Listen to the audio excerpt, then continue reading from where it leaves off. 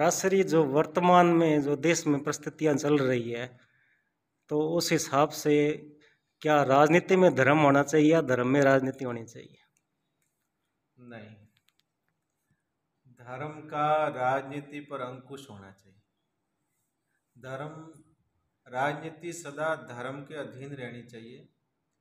आज से हम राम राज्य की बात करें तो धर्म सत्ता सदा ही राज सत्ता से ऊपर रही है और राज सत्ता सदा ही धर्म के अधीन रही है।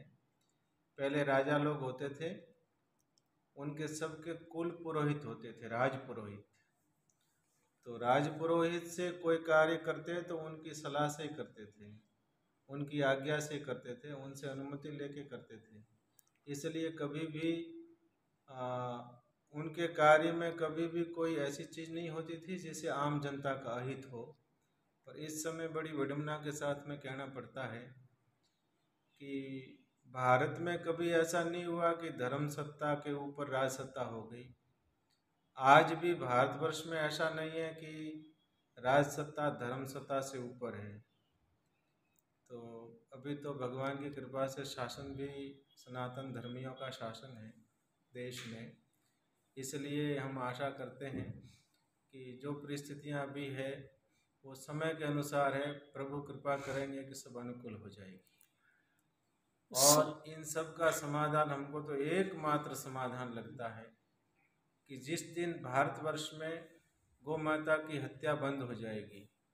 शास्त्र कहता है कि जिस भूमि पर दुखी गौ माता का वध करके एक रक्त की बूंद भी जिस धरती पर गिरेगी, उस धरती पर किया हुआ कोई धार्मिक, सामाजिक, आध्यात्मिक, सांस्कृतिक और राजनीतिक कोई कार्य पूर्ण सफल नहीं हो सकता।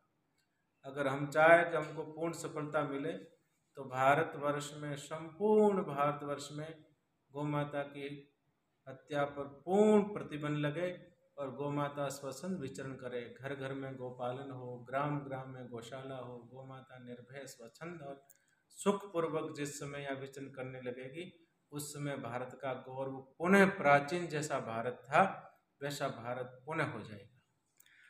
सनातन धर्म को आप किस तरह से देखते हैं? कुछ लोग कहते हैं कि अभी जैसे कह रहे हैं कि सनातन धर्म के साथ छल हो रहा है, तो इसके बारे में आपका क्या कहना है? नहीं प्रभु, सनातन धर्म के साथ में कोई छल नहीं हो सकता। सनातन कैसे किसे कहते किसे? बहुत सारे लोगों को तो सनातन शब्द का ही पता नहीं, केवल सनातन की जय बोलते हैं। सनातन उसे कहते हैं जिसका न आदि न अंत। जितने भी संसार में जो जिनको हम धर्म कहते हैं वो धर्म नहीं है, वो पंथ है, संप्रदाय है, मजहब है, इज्म है। पर धर्म वो है, हमारे सनातन धर्म का कोई संस्थापक नहीं है।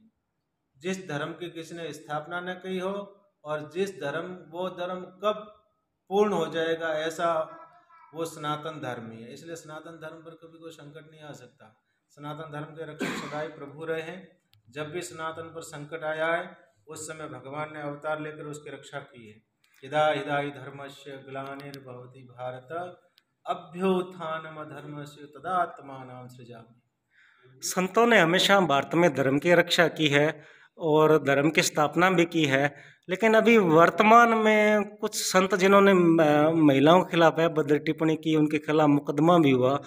तो महिलाओं के बारे में अभद्र टिप्पणी करना कि अपना अपना एक तरफ तो अपने कहते हैं कि यत्र नार्यस्तु पूज्यन्ते तत्र रमन्ते देवता, एक तरफ अपने महिलाओं का अपमान करते हैं। तो इसके बारे में आपका क्या कहना है? हमारा तो प्रभु यही मानना है कि संत है वो समाज को दिशा देते हैं। तो हमारा आचरण, हमारा बोलना, हमारा चलना ऐसा होना चाहिए जो दूसरों के लिए अनुकरणीय हो। और हम माँ बहन का अपमान कैसे कर सकते हैं? हमारे यहाँ तो सदा ही पराई स्त्री को माँ का दर्जा दिया गया, माँ हो, बहन हो। तो कोई अगर ऐसा करे तो प्रभु अनुचित है, उचित नहीं है। हमारे सनातन धर्म में तो सदा ही नारियाँ पूजनीय रही है। आप देखो सनातन धर्म की महत्ता देखो, कभी भी पुरुष से पहले नारी का नाम ही आया है। सीताराम, राधे श्याम, गौरी शंकर। तो इसलिए नारियां सदा ही पूजनीय रही है, पूजनीय होनी चाहिए, क्योंकि माँ तो माँ है, नारी तो शक्ति का स्वरूप है। इसलिए कोई ऐसी अभद्र टिप्पणी करे तो प्रभु अनुचित है। और भगवान सबको सद्बुद्धि दे कि हम सभी सन्मार्ग पर चलें और जो सनातन धर्म की महत्ता है उस महत्ता का हम सभी आदर करें और सनातन धर्म के अनुसार अपना जीवन जिए तो निश्चित रूप से हमारा अभ्युदय हो सकता है। एक आखिरी सवाल, जिस तरह से राजनीति में आजकल लोगों की भाषा हो गई है, यानी ऐसी भाषा हो गई है कि चाहे वो महिला के खिलाफ बोलना हो या किसी के खिलाफ बोलना हो, ऐसे शब्द जो अपने यूज़ नहीं करने चाहिए, प्रयोग में नहीं लेने चाहिए, तो क्या हमारी संस्कृति में ये ठीक है?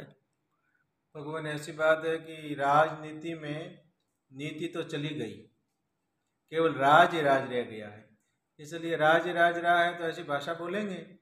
पहले तो ये राजनीति क्या है? एक सेवा का माध्यम है, सेवा करने का क्षेत्र है। हम लोग उनको चुन के भेजते हैं, वो सारी जनता की सेवा का कार्य करें। पर दुर्भाग्य की बात है, इस समय सेवा नहीं, इस समय शासन के लिए लोग आ रहे हैं।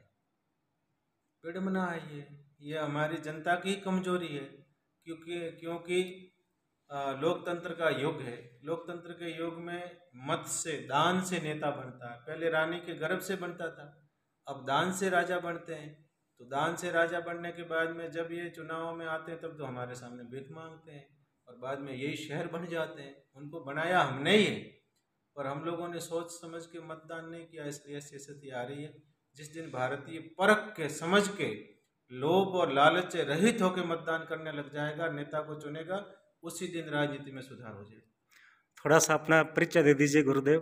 मैं वैसे गोधाम पथमेड़ा से हूँ, पर अभी कुछ 5-6 वर्षों से एक मैंने एक संस्थान बनाया है, श्रीपति धाम नंदनवन, जो सिरोही जिला मुख्यालय के पास ही है।